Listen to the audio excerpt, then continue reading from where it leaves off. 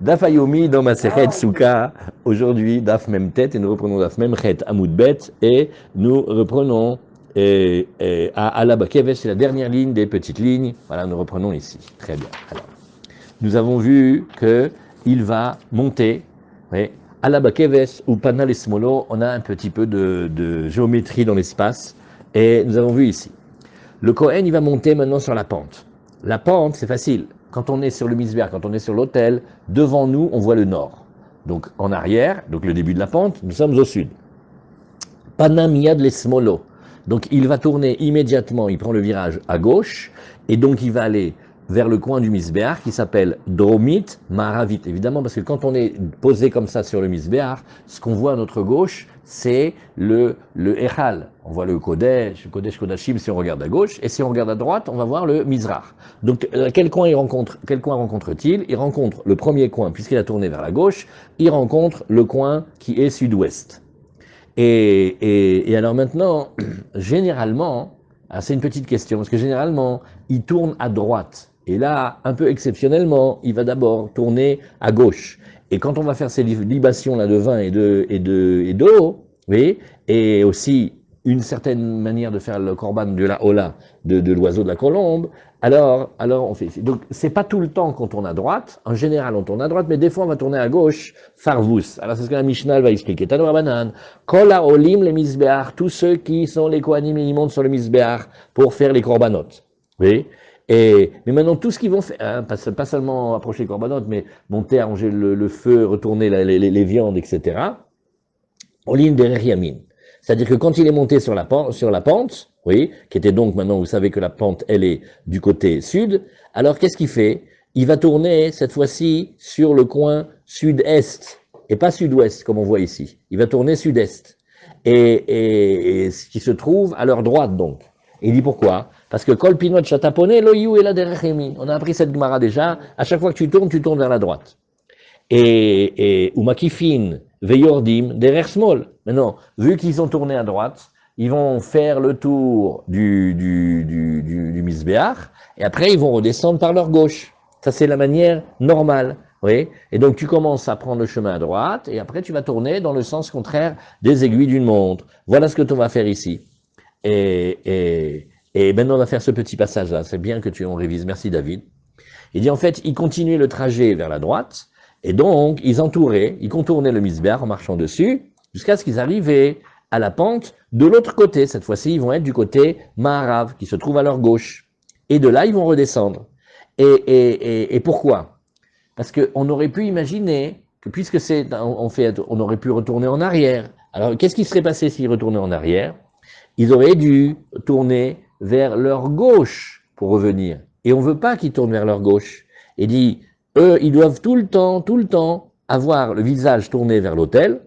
Pourquoi? Parce qu'ils n'ont jamais le droit de donner le dos au misbéach. Et donc, si jamais ils revenaient sur leurs pas, comme on dit, alors ils devraient maintenant se tourner vers la gauche. C'est pour ça qu'ils doivent tout le temps continuer à aller vers la droite. Ça, c'est le chemin normal. Et Chutz, Minaola, les Shoshadvarim alalou, sauf celui qui va monter, hein, Michel, pour ces trois sujets-là, Shiolim derrière Smol, et eux là, exceptionnellement, ils vont monter du côté gauche. Et Vechozrim ala Ekev, et ils reviennent en arrière, ils font leur pas en arrière maintenant. Ve'eluen, Nisur Hamaim, Ve'nisur Hayain, Ve'olataof, Keshe, Rabta, Bemizbeach. Alors voilà les trois cas. Ce qui va nous intéresser aujourd'hui spécialement, les libations d'eau. Et eux, c'est fait dans le côté sud-ouest. Et là, Béhémet, c'est ce que vous avez vu à l'instant, le Kohen, il va aller sur sa gauche. Et donc, en allant sur sa gauche, qu'est-ce qu'il va faire? Il va tourner dans le sens des aiguilles d'une montre. Bon, il y en a, ça les intéresse de dire le sens des aiguilles d'une montre ou pas. Si ça complique, ne le prenez pas, mais il y en a qui aiment bien ce référentiel-là. Et quand tu vas vers la droite, il va s'avérer que tu vas aller tout le temps vers ta droite, et donc ton mouvement, il va aller que tu vas aller dans le sens inverse des aiguilles d'une montre, et si tu vas vers la gauche, tu vas aller, ouais, tu vois. Mais donc les pinotes, c'est quand tu commences le mouvement. Alors, ouais. Et ici, non. Elle dit pourquoi? Parce que quand il va tourner autour du misbéach, oui, il y a comme un périmètre qui est très très grand. Il y a plus que 100 amot. Et peut-être, si tu le fais tourner de cette manière-là, les eaux qui vont être dans son vase, elles vont être abîmées. Pourquoi? Parce que comme il y a plein de fumée là-bas, il y a des corbanotes qui brûlent et des graisses, la fumée, elle est énorme. Rappelez-vous comment à chaque fois on dit, on n'arrive même pas nous à s'approcher du feu de l'Akba Omer. Quand il y a le grand feu de l'Akba Omer, impossible de s'approcher. Et là, il y avait le feu de l'Akba Omer en plus grand encore sur le Misbéar, toute la journée. Donc il y avait des projections de fumée, de graisse, etc. L'eau, elle risque d'être abîmée. Donc on va faire, c'est pour ça que on faisait un raccourci et il tourne tout de suite sur la gauche et il n'est pas obligé de faire tout le tour. Voilà. Et donc, voilà comment on fait. Ça, c'était un. Après, il y a Nisur Hamaim, ça on vient de parler maintenant des libations d'eau. Après, on va parler des libations de vin. Alors là aussi, qu'est-ce que c'était? C'était sur le coin sud-ouest. Eh ben, il tournait pas à droite. Il contournait le Misbéar, il faisait un raccourci, tout de suite, il tournait à gauche, comme vous voyez dans le dessin. Et aussi, Olataof Kesherabta Bamisbeach, ça c'est un cas un peu plus compliqué, c'est quand il y a beaucoup de holot à off, et donc, en général, la Olataof, on la met dans quel coin? On l'approchait dans le coin sud-est. Mais quand il y avait plein de Kohanim, et eux, qu'est-ce qu'ils faisaient? Et la Olataof, vous savez comment on la tue? On lui fait pas la shrita, on lui coupe la tête derrière avec l'ongle. Alors, ils mettaient toutes les holotes dans un coin qui s'appelait le coin sud-est. Et alors, les Kohanim, quand ils arrivaient pas, il y avait ça prenait trop de place, donc ils pouvaient pas faire leur service. Alors, qu'est-ce qu'ils faisaient? Ils prenaient la Olataof et ils la faisaient cette fois-ci sur le coin sud-ouest. C'est-à-dire, il allait dans le coin en face. Et quand il va pour agir comme ça, comme justement il y a plein de monde et plein de Kohanim, il va pas tourner à droite comme la manière habituelle, sinon il va faire un bouchon. Donc il avait le droit de prendre le raccourci et de tourner vers la gauche. Et là, alors très bien, voilà, ça on a fini ce petit passage, merci David. Et qu'est-ce qu'on a dit? On a dit ça, il y avait deux vases, deux vases en argent, et Rabbi Yehuda, il te dit non, ils n'étaient pas en argent, mais ils étaient en chaux. Oui. Et là, Shayou Mashri, mais ils noircissaient. Alors, je ne sais pas comment on fait un vase en seau, en chaux, le hein, du cid, comme en plâtre, je ne sais pas, comme un le d'amazé. Ça se travaille pas un peu comme la poterie classique et puis, Ah, comme une poterie, d'accord, on va le travailler. Mais il noircissait. Alors la Gemara n'est pas d'accord que le Kelly noircit. Pourquoi? Il y a un vase, il sert pour le vin. Alors c'est vrai que le vin tout de suite il oxyde et il donne une couleur noire, ça c'est vrai, on le voit avec le vin du Kiddush, je le nettoyer de temps en temps. Mais un vase pour mettre de l'eau. Au contraire, le bro normalement il doit rester transparent. Regarde, donc tu peux nous montrer le bro là ici. Voilà, regarde. Et dis si tu fais un bro comme ça, ouais, ben si tu mets que de l'eau dedans, en principe il doit rester propre. Hein. Donc il n'y a aucune raison qu'il noircisse. Donc la Gemara n'est pas du tout d'accord que le brodo, il noircisse. Alors la Gemara, elle nous dit, Bish lama de yain mashrir. Je comprends bien que le vase dans lequel tu mets le vin, il peut noircir, ok. Demaya, amai mashrir, mais pourquoi celui de l'eau, il va noircir? Kevan damar, il dit, bah, si tu te rappelles de l'enseignement qu'on a vu hier, Aïra shel maim letor yain, o shel yain letor shel maim yatsa. Tu te rappelles que dans le cas où on se serait trompé, on a versé le vin dans le broc d'eau. Qu'est-ce qu'on a dit? Ça c'est bon quand même. Donc il se peut qu'au fur et à mesure, il y a eu quand même parfois des erreurs. Et donc que le broc dans lequel on mettait le vin, bien que ce soit originellement celui pour l'eau, il a peut-être oxydé, voilà pourquoi il est devenu noir. Donc maintenant on sait pourquoi il devient noir. Celui du vin, il devient noir à cause du vin, et celui de l'eau, il devient noir aussi, parce que des fois on se trompe et on peut mettre celui du vin dedans. Très bien. Maintenant, ces vases, ils ont deux orifices comme deux narines. Alors, la Gemara, elle nous dit, Lima matnitin, Rabbi Yudahi, velo Rabanan. Alors, la Gemara, elle réfléchit, elle fait, ah, ça voudrait dire que ça va pas d'après tout le monde. Ça serait que Rabbi Yuda, mais pas Rabanan. Detnan Rabbi Yuda Omer, belog ayamena ser kol shmona. Lui, il dit, tu vois, d'après Rabbi Yuda, la quantité d'eau que tu faisais, elle était toujours plus petite que la quantité de vin. Hein. Pourquoi? On va prendre la proportion suivante. On va exagérer, mais vraiment très approximatif. On va dire le log, allez, on va dire un demi-litre. Pas du tout précis, mais pour travailler. L'eau, tu fais un demi-litre chaque jour. Et le vin, tu fais 1,5 litre. Donc il y a 3 fois plus de vin que d'eau. Et donc, les deux orifices, comme on veut qu'ils arrivent en même temps en bas, on est obligé de les calculer différemment.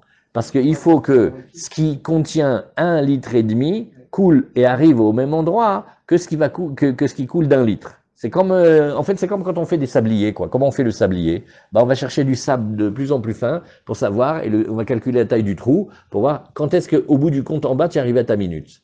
C'est sûr que selon l'épaisseur du grain et les trous, ça va pas faire pareil. Alors si maintenant tu as deux sabliers différents et tu veux qu'ils arrivent au même moment en bas, il va falloir que tu le travailles, hein. Il va falloir que tu calcules. Alors, et donc, la proportion est grande. 1 log pour 3 logs.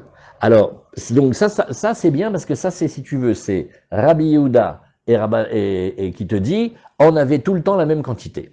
Mais si tu dis Rabbanan, oui, si tu dis que c'est les Chachamim qui parlent, il dit non, qui a dadenin ou? Il dit, mais eux, dans les deux cas, oui, on avait la même mesure. Alors pourquoi est-ce que il va falloir faire un trou plus large et un trou plus fin? Non, pour eux, c'est la même mesure.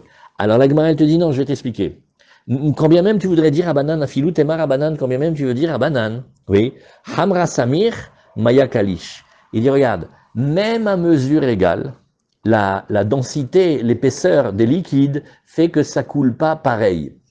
Il y a toute une science extraordinaire qui s'appelle, par exemple dans l'industrie pharmaceutique, les excipients. En fait, le produit que tu vas consommer, il est ridiculement petit. Mais tu peux pas le mettre dans une bouteille, parce que la goutte, elle est trop petite. Alors qu'est-ce qu'on fait? On va le mélanger avec un sirop de glucose et un parfum framboise. Maintenant, tout est calculé pour qu'au bout du compte, le produit que tu veux, qui est insignifiantement petit, il soit abordé à l'intérieur de cette cuillère-là. Maintenant, quand il coule, tout le monde sait que on n'arrive jamais à tout faire couler. En fait, quand tu achètes un litre d'huile tunisienne, Rahamim, c'est presque impossible de vider toute l'huile qu'il y a dans la bouteille. Il y a toujours un qui reste un petit peu. Donc sur 1 litre, t'as pas 1 litre, te manquera toujours un petit peu. Sauf si, je sais pas, si tu laisses couler la bouteille pendant des jours, mais je sais pas, il y a toujours, et puis ça va coller aux parois. Donc il manque toujours quelque chose. Maintenant, elle va pas couler pareil que si tu fais, donc tu prends une bouteille d'1 litre d'huile, une bouteille d'1 litre d'eau, ils ont le même bouchon et le même diamètre, tu fais couler, mais l'eau elle a coulé en 30 secondes, et l'huile, alors elle te dit la même réponse. Nahon, pourquoi il y avait des trous différents? Voilà, c'est la même mesure, il y a 1,5 litre, ou il y a demi-litre, un demi-litre. Mais non, le vin et l'eau, ils coulent pas pareil vite. Ils coulent pas pareil vite. L'eau, elle coule très vite, et le vin, il coule moins vite. Et si c'était de l'huile, encore moins.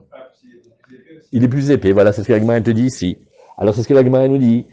Hamra Samir, le vin, il est relativement épais, et Maya Kalish. À part ça, je me suis dit, David, toutes les Gemarotes qu'on a vues, le vin de la Gemara, vous vous rappelez qu'à un moment, on a imaginé couvrir la souka avec du vin.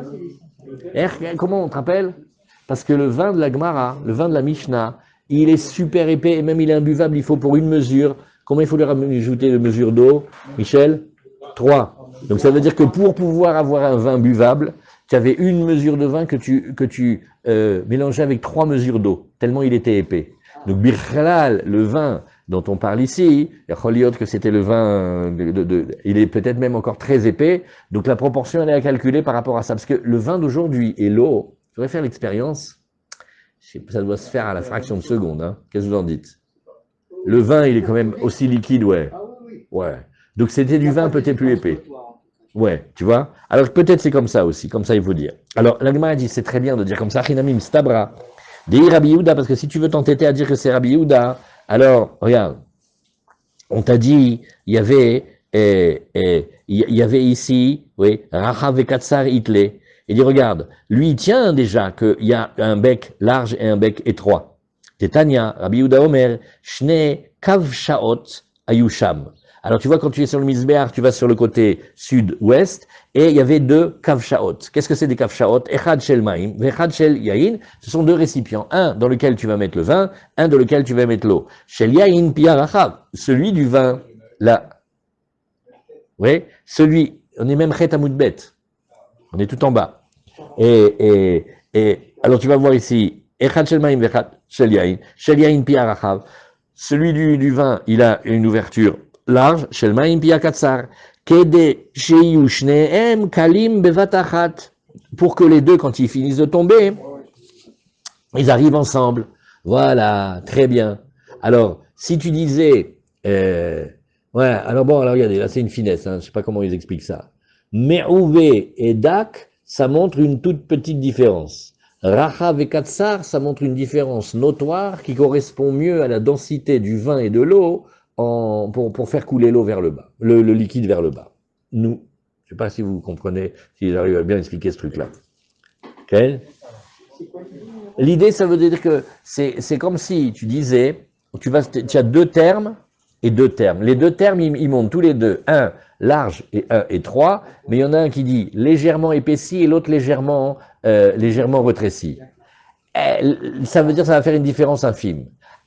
Comme on a du vin qui est du vin bien épais, de l'eau qui coule bien, alors en fait on va voir quelqu'un qui a vraiment un bec, tu le vois, ça saute aux yeux. Un il est large et l'autre il est étroit. On n'est pas dans il n'est pas dans le pied à coulisses pour vérifier les différences. Alors Shmamine. Il fallait dire qu'il soit versé exactement en même temps. Pour que quand ils arrivent en bas, oui, pour que quand ils arrivent en bas, ils arrivent ensemble, parce que voilà.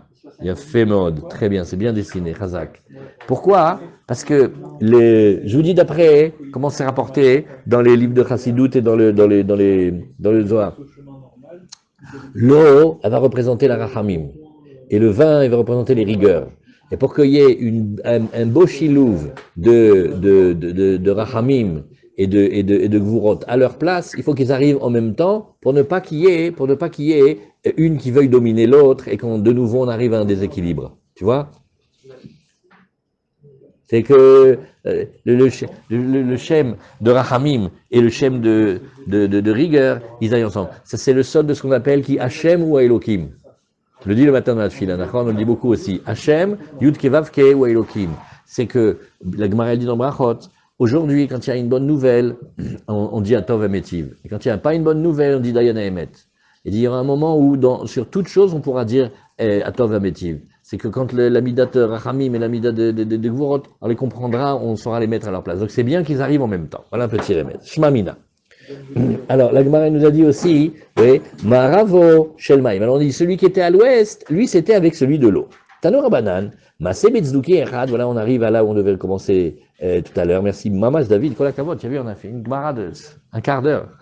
Tanor Banan, Masé Betzduki Echad, chez Nisach al-Gaber Aglav, oui, Veragmo hu kol ha'am ba'etrogeem, ואותו היום נפגמה קרן המזבח, והביאו בול של מלח והוסתמוהו.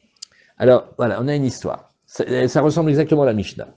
Il y avait un tzduki. Les tzduki, c'est les élèves de Tzadok et Baïtous. Ils ont renié la Torah. Le Rambam, le Pirush HaMishnot, il dit qu'ils ont commencé par dire qu'ils acceptaient la Torah écrite, mais pas la Torah orale, et qu'ils en avaient rien que contre les rabbins. Le Rambam, le Pirush HaMishnot, il dit non, en fait, ils sont hérétiques, ils ont repoussé même la Torah, mais socialement, ils n'arrivaient pas à dire.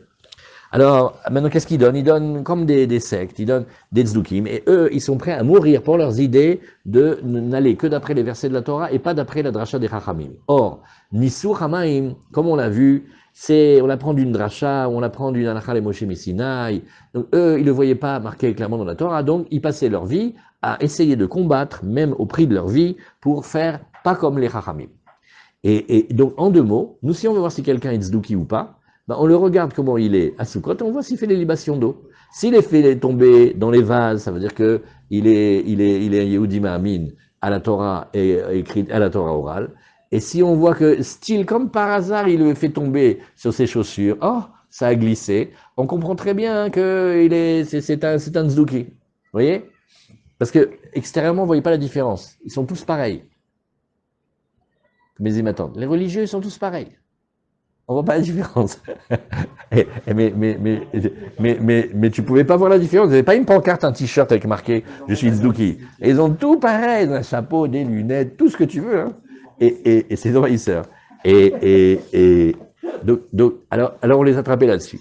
Et une fois, il y en a un. Donc, qu'est-ce qu'il a fait? Il a fait le Nisur Hamaim sur ses pieds. Et alors, qu'est-ce qu'a fait le peuple? Le peuple, c'est-à-dire même les Amaretsim, parce que les Amaretsim, peut-être qu'ils font pas bien la Torah, peut-être qu'ils sont pas toujours sérieux, mais ils aiment la Torah et les Chachamim. Ils savent qu'ils ont raison et que eux, ils ont tort. Mais quand ils sont tombés sur cela, ils ne savaient pas faire. Alors, ils les ont lapidés avec les étrogim.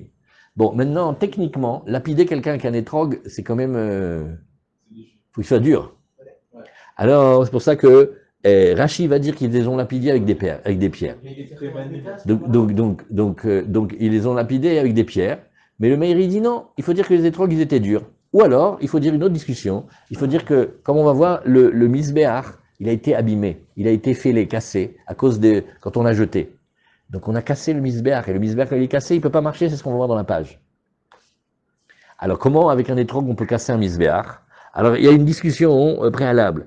Est-ce que le misbéach, il était le coin du misbéach, il était une pierre de taille? Ouais. Prends un citron et essaye de casser une pierre sur un immeuble du 16e avenue Foch.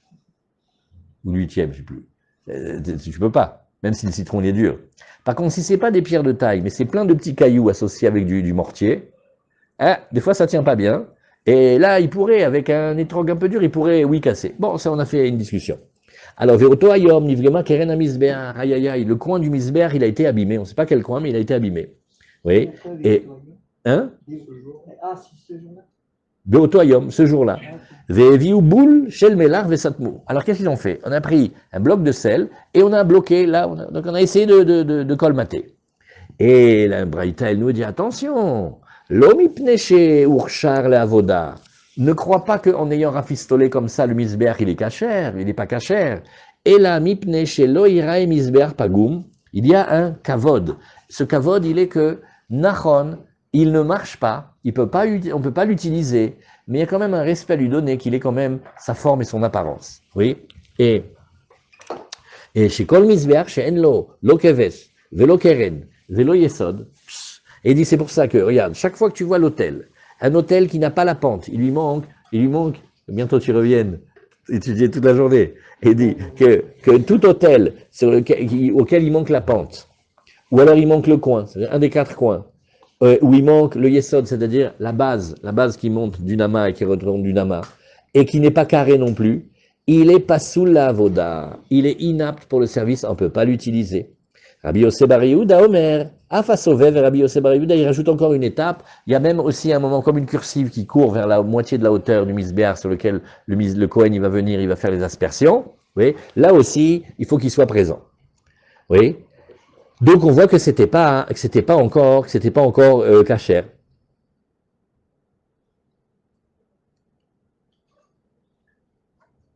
Oui, alors vous regarderez Rashi. Rashi rapporte que on apprend dans la Gemara de Zvachim et on a à chaque fois un pasouk. Et la règle, elle est qu'à chaque fois qu'il y a marqué Hamizbeach, sache que Hamizbeach, ça veut te dire que tu n'as pas le droit qu'il soit différent.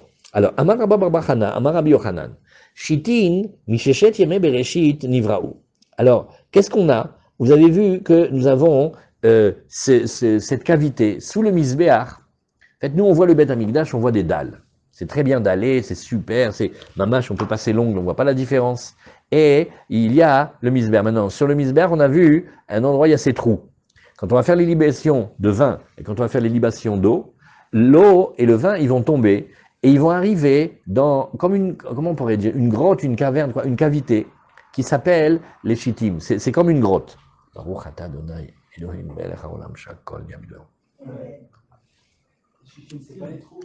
Alors, non, il y a Atsé Shittim avec un tête qui vient de Roar Shtut. Mais il y a Shittin avec un Tav. Oui. Et Mehulalim Veyordim Adateom. Tu vois ici, comme on dit ici, alors, Shittin, donc le trou, la cavité qu'il y a sous le Misbéach. Oui. Et qui correspond exactement à l'endroit où va être construit le misbéach. Venez, on refait ça. On avait déjà discuté une fois de ça, mais c'est important. Vous vous rappelez quand on a construit ici la raquevette, on a construit le tramway. Bon, il s'est passé une scène un peu triste, c'est que on a commencé d'un point, on a commencé à l'autre. On a fait tous les calculs, et quand les rails vont se retrouver, normalement, ils sont l'un en face de l'autre. Il y avait un écart, il y avait 10 cm. Parce que combien il faut du travail d'ingénierie pour faire que la construction, elle arrive et elle touche au même point. Alors imaginez maintenant, il y a Yerushalayim, il y a une montagne. Dans cette montagne, à un moment, il y a une grotte. Et il va y avoir 2 orifices. Et une fois que tu as fini de finir le Beth Amikdash, les 2 orifices, ils correspondent pile poil à l'endroit où tu voulais le mettre. Ah, c'est plus fort que les rails encore. C'est d'une précision, les play. Alors, on te dit, tu sais, cette grotte-là, ne crois pas que c'est un truc arrangé après. Hein. Ça, c'est quelque chose, ça existe depuis toujours. Shitin, Misheshet Yeme Bereshit Nivraou. C'est que quand Dieu il a créé le monde, l'endroit de Yerushalayim, du Beth Amikdash, est la place exacte où quand tu vas finir de mettre l'autel et tu vas faire les trous et il y aura les vases et ça va couler dans cet endroit-là, ça tombe pile poil au-dessus de cette cavité. Et chez Nehemar, comment le sait-on? Hamouke Yirachair, Kemochalaim, Maase Yede Oman. Oui. Alors la Gemara, elle te dit ici, tu vois ce passouk-là, c'est Shir Hashirim. Ma yafupa ma'ir ben alaim bat nadiv hamouke yirachair kemo chalaim maase yede oman. C'est dans Shir Hashirim. C'est le Khatan. Le Khatan, il dit, oh là là, combien ils sont beaux tes pas dans tes chaussures, fille d'hommes généreux, oui, c'est-à-dire quand les Bnei Israël viennent marcher et les pas les amènent au Beth Amikdash, eh bien, bat nadiv hamouke yirachair. Kemo Chalaim, et qu'est-ce que nous disons ici? Qu'est-ce que nous disons ici?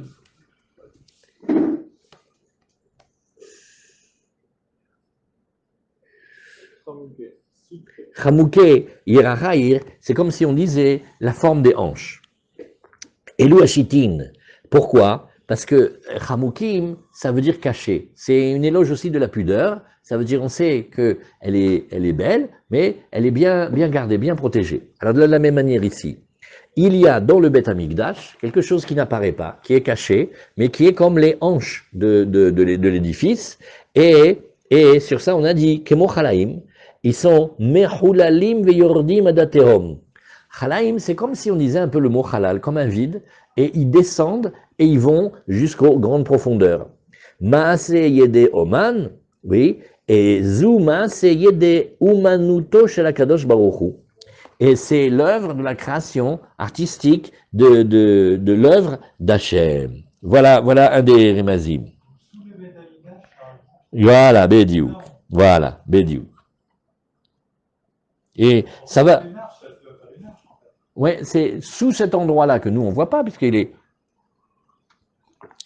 dallé, en fait. En fait, il y a beaucoup de choses sous le Beth Amikdash. Il y avait même des tunnels, etc. Mais alors voilà, ça c'est une allusion pour dire que cet endroit, il existe depuis les 6 jours de la création, donc il fait partie du projet divin. Yerushalayim, le Beth Amikdash, le Mizbeach, le travail avec le vin, le travail avec l'eau, c'est quelque chose qui est prévu depuis toujours. Tanya Rabbi Yosef Omer, Shitin mechulalin veyordim min adaterom, sheneemar, Ashirana, les Didi, oui, Shirat Dodi, les Carmo. Alors on a encore dans Ishaïa, maintenant ici, il dit le prophète aux gens, il dit Ashirana, chantons les Didi pour mon chéri, oui, et donc on va faire des nigunim pour Akadosh Baruch Hu, Shirat Dodi, les Carmo, comme un chant de mon amoureux pour sa vigne. Qu'est-ce que nous avons ici? Nous avons ici, dire, Kerem Ayale, Didi, Bekeren Ben Shamen. Il dit, tu sais que mon ami, mon amoureux, il avait une vigne dans le Keren de Ben Shamen. Il y a un endroit qui s'appelle Ben Shamen. Et Ben Shamen, c'est le coin qui va être le coin le plus beau et le plus gras et le plus fertile. Et donc, Akadosh Baruch Hu, il a mis Israël, et Israël, le peuple juif, il est comme une vigne. Il a mis dans la terre d'Israël, qui est la terre la plus belle et la plus grasse de tout, du monde entier, Vaya Azekehu, et il l'a renforcé tout autour, Veisakelehu, et il a enlevé tout ce qu'on appelait les mauvaises pierres, Vaitaehu, Shorek, et Sorek, pardon, et il a planté des très très belles vignes. Sorek, ça veut dire des belles vignes. Vaiven Migdal Betocho, il a construit une tour à l'intérieur, Vegam Yekev, et Chatsevbo, et aussi Yekev, il faut dire ici, comme la grande cuve ou la grande cave dans laquelle le vin il va couler, Vaitaehu Sorek, c'est Beth Amikdash. Alors on a des allusions. Là-bas ça s'appelle le Beth Amikdash, parce que c'est la racine du Bnei Israël, c'est de là d'où ils viennent. Vaiven, non, rien du tout. Vaitaehu Sorek, ça s'appelle le Beth Amikdash. Pourquoi? Parce que le Beth Amikdash aussi, il est comme la source des Bnei Israël. Quand on dit dans Bereshit, Bishvil Reshit, le mot Reshit, il a 10 sens, il ramène le Ramban dans la Torah. Un des sens que Bishvil Reshit, qu'est-ce que c'est Reshit? C'est les Bnei Israël, c'est la Torah, c'est aussi le Beth Amikdash, c'est aussi Yerushalayim, c'est cette allusion-là. Et Et c'est de là qu'il y a la grande affection et la tendresse d'Akadosh Baruch Hu pour les bénis Israël. Vaïven migdal betocho, c'est Misbeach. Le migdal, qu'est-ce qui ressemble à une tour? C'est le Misbeach, même elle ressemble à des citadelles, elle a comme des coins en haut. Et Vegam yekev chatsev bo, Elou Achitin, voilà la cuve dans laquelle on vient recevoir le vin, hein, c'est ça les chitim. Donc vous voyez que on a des chitim, on a vu deux avis maintenant. Soit Hamouké Yirahir, soit on voit Yekev Hatsev Bo, maintenant encore un autre avis. Tanya Marabi Elazar Bar Tzadok, Lul Katan Aya Ben Kevesh le Misbeach, Bemaravo Shel Kevesh. Alors regarde. Quand tu vois la pente, nous quand on voit la pente, on a l'impression que la pente elle est contiguë au Misbeach. En fait, pas du tout. Si tu regardes en haut, tu vois d'en haut, la pente elle s'arrête et elle touche pas le Misbeach, il y a un petit espace que vous voyez ici. Et elle était du côté Maharav, c'est-à-dire elle faisait pas toute la largeur de la pente, mais elle était de quand tu montes, tu regardes devant toi le nord, et quand tu regardes à gauche, tu vois le Maharav. Alors de ce côté-là, il y avait comme une fente. ואחת ל-70 שנה פרחי כהונה יורדים לשם ומלקטים משם יין קרו שדומה לעיגולי דבלה. Maintenant regarde, à chaque fois qu'on fait les corbanotes et qu'on fait les libations de vin, il y a toujours une petite goutte ou deux qui va sortir. Donc ça tombe en bas. Maintenant la hauteur du misbéach, elle fait 10 amot. Oui. Et tu as une pente, une longue pente, qui fait 32 amot, et qui va jusqu'en haut. Donc tes 10 amot, t'en faut 32, tu calcules quelle pente et quel pourcentage de pente c'est. Mais il y a un peu de vin qui tombe dans cette fente-là. Et ça met 70 ans à se remplir. Tu vois? Comme entre les sièges de la voiture. Les enfants, ils mettent le Hametz, au bout de 20 ans, la Toyota, il y a un bon kazaïd de Hametz, rien que des petites miettes qui sont tombées d'année en année. Alors, une fois tous les 20 ans, il faut que tu rentres là-bas et que tu enlèves tout ce qui est Mais ce qui tombe en une journée, c'est pas beaucoup, hein. Même en un an, c'est pas beaucoup. Mais quand tu rajoutes, à un moment, ça grimpe. Alors, les Pirchei Keuna, les petits Kohanim à la barbe naissante, qu'est-ce qu'ils faisaient? Ils descendaient là-bas. C'est pas large, hein. Ça doit faire, je crois que ça fait une amas. Et ils descendaient là-bas, et Yordim Lesham, ou Melaktim Misham Yain Karouche. Et ils vont récupérer là-bas du vin coagulé chez Domé les Igoulé de Vela. Dans la texture, il ressemble à la pâte de figue. Quand on prend des figues et on les écrase les unes contre les autres, on faisait comme des colliers avec ce qu'on appelle Igoulé de Vela. Ou Baïm Vesorfim Oto Bigdusha. Mais comme c'est du résidu de vin, qui est korban, on ne peut pas le jeter, on ne peut pas le profiter, on ne peut pas faire. Alors qu'est-ce qu'on fait? Non, il y a marqué Yain Karouche. Vas-y, Yain Karouche. Hein? Non, ou Melaktim Misham Yain Karouche, chez Domé les Igoulé de Vela. Non, c'est du vin. Tu me rappelles la blague, papa, c'est vrai qu'on est des vampires, mais non, mon fils, mange ta soupe avant qu'elle se coagule. C'est pas le sang, c'est le vin. Alors, chez Nehemar, alors, qu'est-ce qui a marqué? Venisko Revi'it Hahin. La libation, elle est un quart d'une mesure qui s'appelle le Hin. La Keves Haechad qui accompagne un des agneaux. Bakodesh Aser Neser Shechar Lachem. À l'endroit saint, Aser Neser Shechar Lachem. Tu vas faire une libation de ce vin en l'honneur d'Hachem. Alors, regardez, venez, on lit rapidement. Il y a un Rashi, on demande pardon à Rashi qu'on ne lui lit pas tout le temps, mais celui-là, regardez, Ben Kevesh et Misbeach. Il est au milieu de Rashi. A Kevesh Orko Lamed Bet. Alors venez, on fait un peu de calcul. La longueur de la pente, elle fait 32 amot. Ou Mashpea Veole Teisha amot Ad Sheshave le Misbeach, et il monte 9 amot, 9 et pas 10, jusqu'à ce qu'il arrive au Misbeach. ולא היה ראשו מחובר למזבח, אלא אוויר מעט מפסיק ביניהם. כדאמר בזבחים, ועשית עולותיך בשר ואדם, מה דם בזריקה, אף בשר בזריקה, העלמת האוויר יש בין כבש למזבח. On va voir que la pente, elle touche pas l'autel. Pourquoi? Parce que les termes qui nous disent sur le sang et sur la viande, c'est jeter. Jeter, ça veut dire que tu prends un objet et que tu le transportes d'un endroit à un autre en passant par un autre espace. C'est ça, jeter. Donc, il faut qu'il y ait une séparation. Parce que si c'est contigu, oui, et que tu marches 4 balatotes, je te dis pas, tiens, viens, jette-toi ici. Non, je dis marche. Par contre, si je te dis saute, c'est obligatoirement que tu vas passer par-dessus quelque chose. Donc, il y avait du vide. Ça, c'est Rachi. Il faut le faire, celui-là. Veloul aya beoto avir, bemaravo shel kevesh, beshmona amot amaraviot shel kevesh. Maintenant, la largeur, ça fait 16. Prends la partie ouest, ça te fait 8. Donc, il y avait comme une fente qui faisait 8 amot et une profondeur. Ukshakevesh rochvo tetzainama, mimizrach le marav. Et le oto halal, shanesachim yordim le toch roshen, naasim bedromit maravit shel mizbeach, umukaf arba mechitzot adakar keito. Et regardez, cette fente, en fait, elle a comme un coffrage. Elle est délimitée de 4 parois et elle descend jusqu'en bas, jusque plus bas que 9 amot. Vekarkaito shel ritzpa shaish ve'en ayayin nivlasham. Maintenant, question technique. Bah, dis donc, en 70 ans, tu m'excuses, mais il y a eu des absorptions. Il dit, non, monsieur, parce que la matière est une matière de planche de pierre de marbre très, très, très imperméable, et donc, ça restera. Vekol nisreyain shel kol hashana yordim lesham. Maintenant, toutes les libations de vin de toute l'année, parce que les libations d'eau, c'est seulement à Sukkot, mais les libations de vin, c'est de toute l'année, ça descend là-bas. Vehaitana letle shayu shitin yordim adateom. Maintenant, question. Il fait, ben non, tout à l'heure, on a dit, Michel, que ce chitim, là, cette grotte, elle descend jusqu'aux profondeurs des abysses. Donc, tu peux même mettre 70 000 ans, ça va pas remplir, hein. Alors, il faut dire que ce Tana, il dit non. La petite fente, elle va dans les chitim, mais les chitim, ils n'étaient pas si profonds que ça. Et on est obligé de dire ça. V'achri amrinan likaman deletle ou paligadarabanan.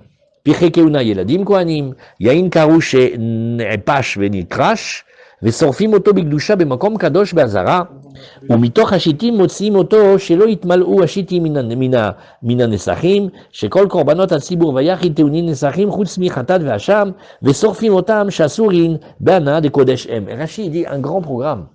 Il dit bien que ce vin-là, il peut avoir maintenant 70 ans, il reste quand même interdit en profit, il a quand même de la gdoucha, et quand on va le brûler, il faut le brûler à un endroit kadosh. T'as compris, Avi, la différence entre les chitim? Je n'ai pas compris, les chitines et le loul, ils vont au même endroit? Bah oui. Ah oui? Sous le misbéach, Ouais. il y a les chitim. Première version, ça te descend jusque dans les profondeurs abyssales. Et le deuxième effet non, c'est limité, ça veut dire il y a une profondeur, mais elle n'est pas si grande que ça. Bon, ils discutent. Alors on continue la Gemara. Comment ils faisaient pour récupérer le vin? Alors ils descendaient des petits Kohanim, des enfants Kohanim, qui se faufilaient dans cet interstice, et ils allaient, et ils ramassaient, et ils nettoyaient, comme un ramoneur. Un ramoneur, il ne peut pas être obèse. Hein. Ça a l'air possible. Hein, Michel, un ramoneur obèse, ça va pas, hein, c'est comme un jockey. Il y a des limites. Une de mes Bélinomeux, tu peux lui mettre 100 kilos sur le dos, hein, il va arriver dernier. Hein. Alors ils sont tout petits, tout maigres. La largeur du misber, c'est... Il y a comme ça, il y a des khayalim, il y a des héros de l'armée. Ils sont tout petits, tout maigres. Ils n'ont jamais passé le concours pour rentrer. Mais quand il fallait pénétrer dans la forteresse, dans un petit interstice et rentrer pour ouvrir la porte de l'intérieur, après ils ont été décorés. Hein. Eh oui, toujours on a besoin d'un petit poids chez soi. Alors, qu'est-ce qu'on dit ici? Et on tourne la page. Keshem she'nisucho begdusha, kar srefato begdusha. On dit, regarde. Maintenant, qu'est-ce qu'on apprend du Passouk? Maintenant, on a une belle page de Haggadah. Il dit, de la même manière que la libation, tu le fais à un endroit de Gdusha, pareil, donc dans la Hazara du Beth Amikdash, de la même manière, quand tu vas le brûler, tu le fais Begdusha. Maïmashma, la Gemara, elle dit, mais c'est pas très très clair hein, comme dracha. Alors, Amar Ravina, Atia Kodesh Kodesh. Non, parce qu'en fait, il y a une Xera Shava, il y a le pont sémantique. Qu'est-ce que c'est? Ktivacha est marqué par rapport à la libation de vin, Bakodesh Aser Neser, donc il y a marqué le mot là-bas Kodesh.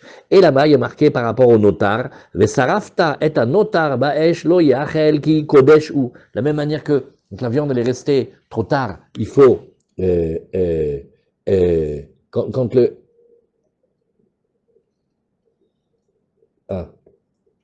attendez, pardon, oh là là. Pardon. Hop. Ça revient, pardon. De la même manière que là-bas, vous vous rappelez la loi du notar, il faut absolument manger les corbanotes la nuit. Et ce qui reste, c'est péché, il ne fallait pas. mais on a une mitzvah, Hachem nous donne de l'arranger en le brûlant. De la même manière que où tu le brûles pas à Beth Shemesh, hein, tu le brûles d'un endroit du Beth Amikdash, dans la Zara. De la même manière, pareil pour les Nesachim. Alors, Keman Azla Hadetan, l'Agmara, elle dit, tiens, il y en a un enseignement, on aimerait bien savoir comme qui ça va. Hein. Nesachim, Betrila Moalim Baem, Yardou, les Shitin, En Moalim Baem. Azlima Rabbi Elazar Barabi Tzadoki, Deir Abanan, Ha Nartu Lehu Laterom. Alors voilà la discussion à vie. Agmara, elle dit, dis-moi, tu sais que les Nesachim, les libations, on a l'interdit de Meïla. Qu'est-ce que c'est l'interdit de Meïla? C'est détourner une chose sainte de son utilisation et de lui donner une utilisation profane. Donc dès qu'on va profiter par exemple des corbanotes avant qu'ils aient été finis ou des ustensiles du temple, il y a Meïla. Quel est le tarif? Il faut, c'est un grave interdit, et c'est un lave, et il faut amener un korban, ça s'appelle le hacham Meïla, et la quantité, dès qu'on a profité de la valeur d'une prouta. Dès qu'on a profité de la valeur d'une prouta, de quelque chose de saint, alors on a fait Meïla, et c'est un interdit de la Torah, et ça peut amener un korban. Alors maintenant, on va s'intéresser aux Nesachim. On dit les Nesachim au début, il y a Meïla, hein, c'est-à-dire que dès qu'on les a consacrés pour aller faire les libations avec, on ne peut pas en profiter. Et donc celui qui en profite, il est ouvert sur Meïla. Yardou la Chitin, si jamais ils sont descendus dans cet endroit qui s'appelle les Chitin, dans la cavité là-bas, En Moalim Baem, pourquoi? Parce que, ça y est, on a fait la mitzvah avec, c'est plus kadosh. Alors l'Agmara, elle fait, dis-moi, viens réfléchis, si tu dis, comme les Rabbanan, que les Chitin, c'est la profondeur abyssale, bah déjà, va les chercher avant de savoir si tu peux aller en profiter. C'est comme s'il y a deux pêcheurs, ils sont sur un zodiaque, ils disent, dis donc, les 10 shekels que j'ai fait tomber là, en plein Pacifique, quand je vais les chercher, on les partage, bah va d'abord les chercher, hein, parce que on va voir comment tu vas aller 10 000 mètres sous l'eau pour aller le chercher, tu ne peux pas aller le chercher. Alors de la même manière, si c'est des profondeurs abyssales, où le vin, tu le trouves pas. Donc ça voudrait dire plutôt, ça va d'après l'avis de celui qui dit, c'était des profondeurs, mais on peut y accéder. C'est pour ça d'ailleurs que quand on va le chercher, il faudra faire attention de pas abuser, de pas en profiter. L'imam Rabbi Elazar bar Tzadok qui tient que c'était limité comme profondeur, des Rabbanan, parce que c'était Rabbanan, Anartulehu, le Théon, ça y est, ils sont descendus en bas, ils sont arrivés tout au fond des abysses. Non, la Gemara dit Afil ou Tema Rabbanan, Bedeiklat. Il dit non. Bien sûr que si c'est tombé tout en bas, tu peux pas. Mais des fois, ça s'est accroché quelque part. Et de là, tu pourrais, à quoi ça ressemblerait? Quelqu'un, il a fait tomber les 10 shekels, mais les 10 shekels, ils sont tombés dans le filet sous le moteur du bateau. Tu peux aller les récupérer. Naron, si c'est tombé tout en bas de la mer, capara, mais des fois, c'est tombé et ça a été ramassé. Rikade Amré, certains vont présenter comme ça. Lima Rabbanani, Velo Rabbi Elazar bar Tzadok. Peut-être c'est Rabbanan n'est pas Rabbi Elazar bar Tzadok. Pourquoi? Dei Rabbi Elazar, parce que si c'était Rabbi Elazar, Akati Begdushateyu Kaime. Mais laisse où ils sont. Il y a de la Gdusha dedans. Oui, les Nesachim, ils sont encore dans leur Gdusha. Puisque Rabbi Elazar bar Rabbi Tzadok, il te dit, mais il va falloir les brûler. Même quand tu les trouves 70 ans après, il faut que tu les brûles. Pourquoi? Parce qu'ils sont encore considérés, touchés et attachés de la Gdusha. Non, la Gemara te dit non, ça je peux te répondre. Filutema Rabbi Elazar, oui. En lecha davar shenase mitzvato ou moalimbo. Il y a encore un autre principe. Quand bien même on est d'accord qu'il y a la Gdusha, mais une chose avec laquelle tu as fini de faire sa mitzvah, il n'y a plus Meïla. Comme un korban, ça y est, il a été complètement fini. Alors, il avait la Gdusha, mais maintenant si après on vient et on en profite, c'est pas c'est pas la Meïla, c'est pas la Meïla de la Torah. La Meïla de la Torah, dès que ça a été fini la mitzvah, il n'y a plus. Alors, Amaresh Lakish, Bisman shemenasrim yain al gabe mizbeach, pokekim et ashitim, lekayem ma sheneemar, bakodesh, aser, neser, shechach, lachem. Ah, maintenant, par rapport au vin, alors, Resh Lakish, il dit, tu vois le pasouk tout à l'heure que tu as appris, oui, le vin, le pasouk de tout à l'heure, eh bien, moi, je vais te le, bakodesh, aser, neser, shechach, lachem. Resh Lakish, il apprend encore quelque chose. Il dit, Bisman shemenasrim yain al gabe mizbeach. Au moment où on est en train de faire les libations sur l'autel, pokekim et ashitim. Qu'est-ce qu'on faisait?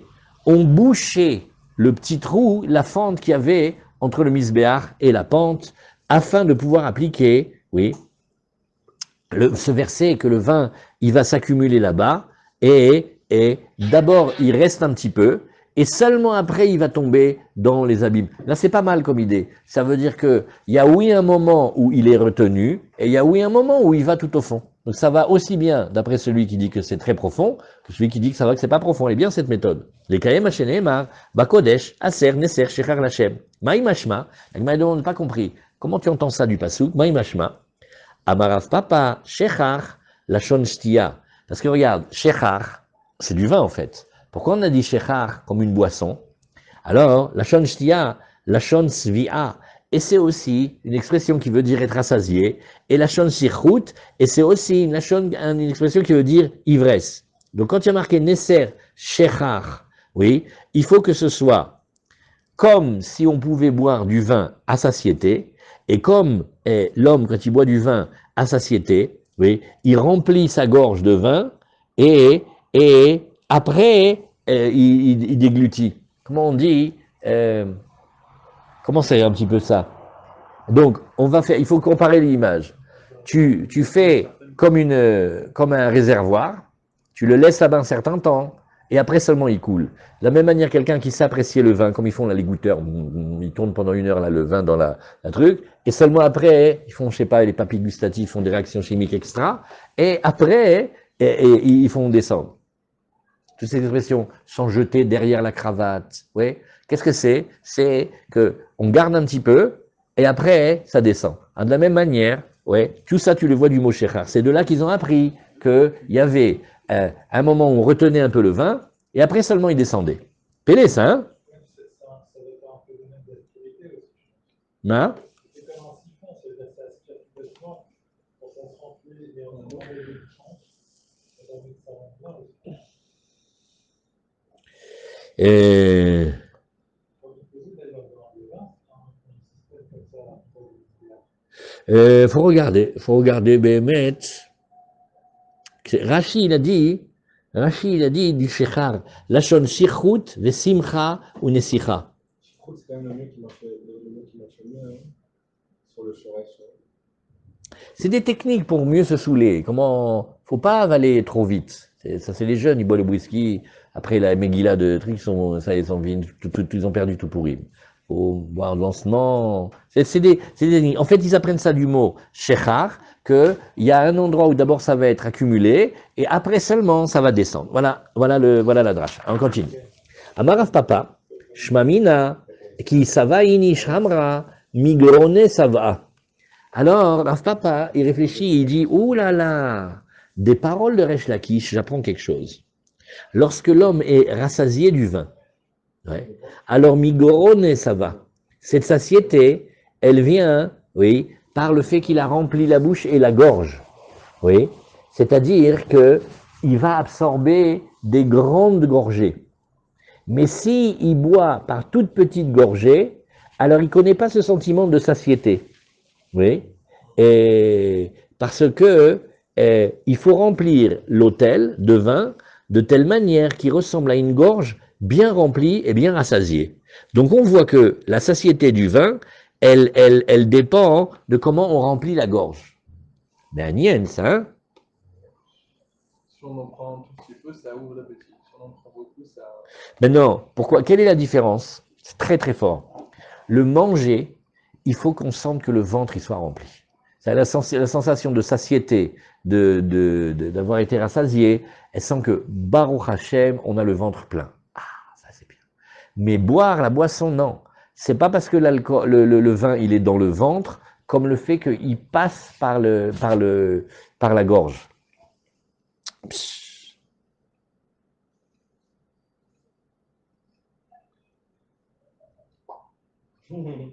Mais le Maharsha, il dit ben non, contraire. Il dit le plaisir du vin, hein, c'est quand on boit petite gorgée par petite gorgée. Bon, il faut faire l'enquête. Un bon buveur de vin, hein, comment il boit le vin? Par grande gorgée ou par petite gorgée?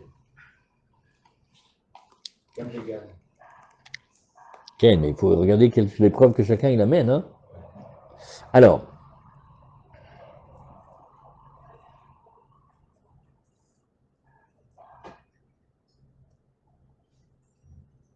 Ken, Qu'est-ce que vous trouvez comme nafkamina? Venez, on réfléchit ensemble. Qu'est-ce que vous trouvez comme différence entre les deux méthodes? Ken? Mais gros nez. Faut réfléchir. Il y a une nafkamina certainement.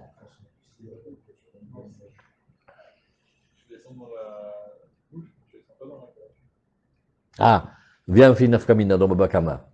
Un, il dit, tu m'as volé ma bouteille de Château Margaux, 1900, je sais pas combien, tu me dois 20 000 $. Elle a été primée au concours de... J'ai fait, non, mais je ne l'ai pas bu. J'ai fait une perfusion avec.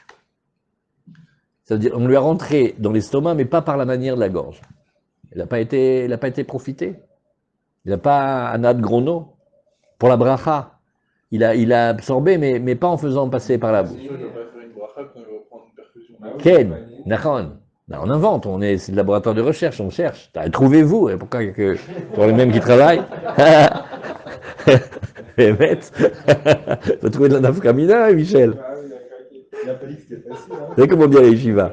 À Yeshiva, on fait mais ton pshat, il sert à rien, tu viens de l'inventer. Ça... Elle dit si, nafkamina, qu'un homme il donne des kiddushin à une femme, almenat, que le pshat qu'il vient de dire, il est juste. Ah, donc il faut savoir si c'est juste. Parce que c'est là, est-ce qu'elle va être mariée ou pas? Alors, Darash Rava, Maï dirtiv, Maï yafou pe'amaïr, benalaim, bat nadiv. Oui. Combien ils sont beaux tes pas dans tes chaussures? Bat nadiv, la fille du généreux. Alors, Maï yafou pa'amotehem, chez l'Israël, besha, chez Olim, la règle. Où est-ce qu'elle est la beauté? On dit, mais qu'est-ce qu'ils sont beaux les pas de tous les pèlerins d'Ibn Israël quand ils montent pour la fête? Bat Nediv, Bito shel Avram Avinu, chez Nikra Nadiv. Et qu'est-ce qu'on reconnaît chez elle? On dit, elle est la fille d'Avram Avinu. Elle donne, elle est donnant. Bito shel Avram Avinu, chez Nikra Nadiv, chez Nehemar, Nediv et Amim ne Safu, oui, Am Eloé Avraham. Les grands du peuple, ils ont été ramassés, ils ont été enlevés, oui, et le peuple du Dieu d'Avraham. Qu'est-ce que c'est ici? On va parler des guérim. On parle ici de ceux qui se sont venus, qui se sont rapprochés de la Torah. Et où elle est la Nedava? C'est leur cœur qui les a portés à venir s'approcher d'Hachem et de venir abandonner leur monde et venir prendre 613 mitzvot et des dinim, des rabbanan et des coutumes et puis faire partie du peuple d'Israël avec tout le destin qu'on a, etc. Et donc eux, on les rattache à Avraham. Pour ça que très souvent les guérim, on les appelle Avraham, parce que Avraham, il est le père de tous les guérim. Eloke Avraham, veloke Yitzhak, Yaakov. Et là, Eloke Avraham, Shaya Trila la guérim. Alors, il fait, mais qu'est-ce que c'est ces manières de dire le Dieu d'Avraham? Et quoi? Et tu manques pas de respect à Avraham et à Yitzhak et Yaakov? Il fait, mais non. Bien sûr qu'on aime Yitzhak et Yaakov, mais Avraham, il est le début des guérim. Et donc, c'est pour ça qu'on l'appelle Nedive Amim. Et Tana Deber Rav Anan. Maï dirtiv Hamouke Yerachaïr. Kemo Chalaim, Maase Yede Oman. Alors, qu'est-ce qu'on va ici maintenant? On parle de la Torah. Ce passouk-là qu'on a vu tout à l'heure. La manim shelu livré Torah, Kayarer. Comment ça se fait qu'on considère les paroles de la Torah comme la hanche? Lomar lecha, ma yarech baseter, av livré Torah baseter. De la même manière que la hanche qui représente toute la possibilité d'union et de procréation, etc. Alors, elle est cachée. De la même manière, les paroles de Torah, ils doivent être cachées. C'est-à-dire que l'étude et l'enseignement, ça doit se faire de manière discrète et pas dans les endroits où il y a tout le monde qui passe, oui, et comme on a vu aussi une halakha, qu'on n'enseigne pas dehors au marché. Comme ça, Rachid a dit. C'est un manque de kavod à la Torah. Oui. Et alors, le Maharsha, il dit pas que c'est parce que ça manque de kavod. Parfois, peut-être ça peut être un kavod, mais il y a comme un orgueil comme ça de faire comme ça trop diffusé comme ça, c'est dangereux. Et Vayinu Damar Rabbi Elazar, et c'est ce que a dit Rabbi Elazar, Maï dirtiv igid lecha Adam, oui, et Matov. Alors, Hachem, il t'a dit à toi l'homme, qu'est-ce qui est bon? Uma Hashem doresh mimecha. Et qu'est-ce que Hashem, il attend de toi, il veut de toi? Ki im asot mishpat. Il veut que tu sois un homme juste, que tu accomplisses la justice. Va avat chesed, et que tu aimes la bonté. Ve atzne'a lechet im elokecha. Et que tu sois pudique dans ta manière d'être avec Hashem. Alors, qu'est-ce que c'est? Asot mishpat. Zadin, savoir dire les halachot. Ve avta chesed zug minut chasadim. Aimer faire la bonté. Ve'atzne alechet im Hashem Elokecha, zu otsaat hamet. Ben, d'abord, ça peut vouloir dire accompagner le mort. Et aussi, achnasat kala à la choupa, et ramener la kala à la choupa. C'est-à-dire,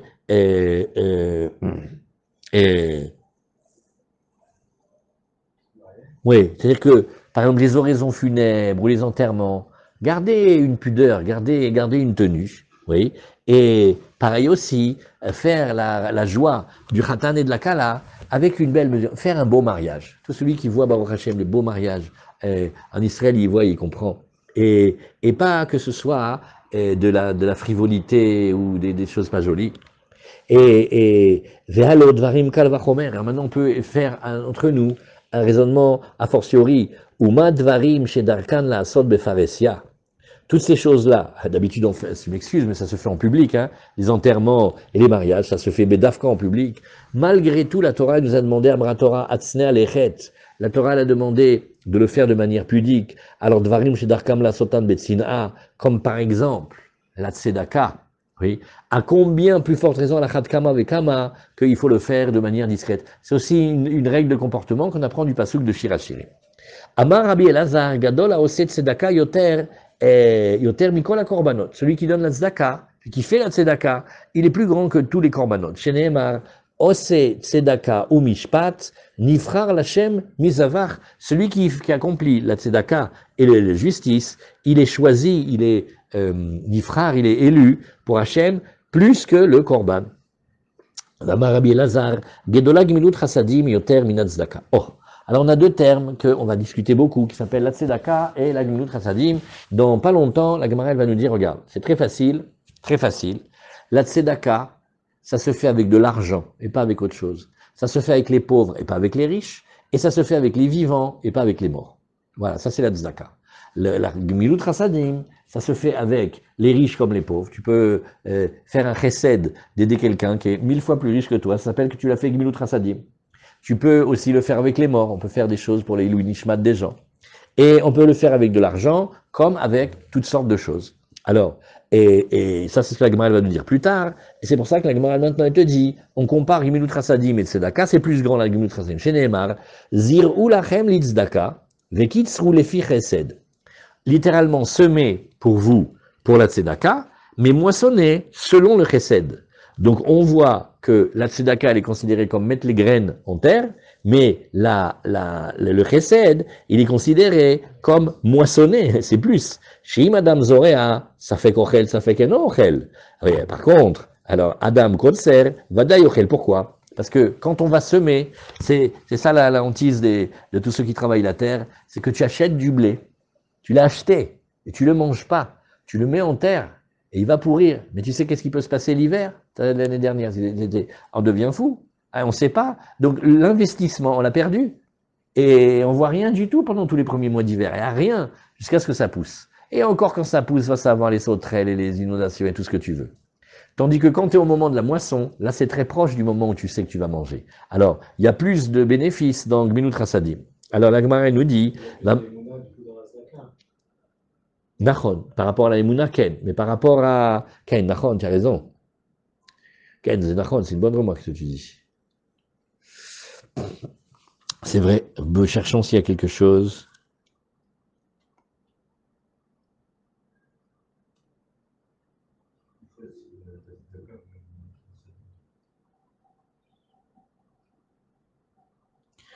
Ah, il y a un marcha qui discute Nachon. Alors, la Rabbi Elazar, en tzedaka mishtalemet ela lefi chesed sheyeshba. Oh, nouvelle notion. La tzedaka n'est payée que selon le degré de bonté qu'on a mis dedans.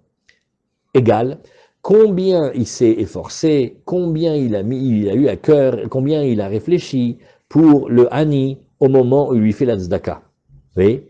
Par exemple, il y a certains niveaux, on peut donner et on peut aller lui apporter à la maison de manière discrète.